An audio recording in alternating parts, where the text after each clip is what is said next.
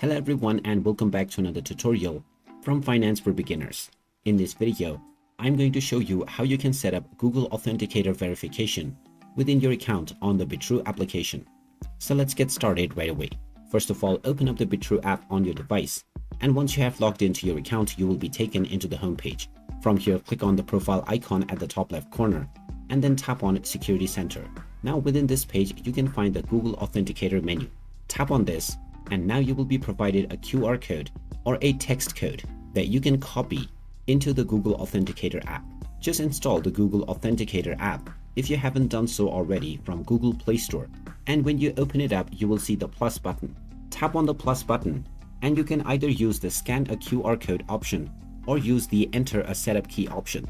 If you use the setup key menu, you can then enter Bitrue as your code name, then paste your key within the your key section and then leave the type of key as it is. After pasting your key, tap on the add button, and now your Bitrue application account has been added to Google Authenticator right away. Now go back to the Bitrue application and then press the next button. You will now be asked to enter the 6-digit code that you see within the Google Authenticator app inside of the Bitrue key that you just created. So just tap on this key that you see within the Google Authenticator app for Bitrue, which will copy it to your clipboard.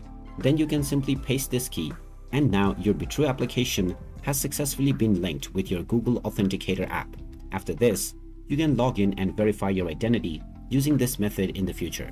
So there you have it. That is how easy it is to enable Google Authenticator verification on the Bitrue crypto exchange app.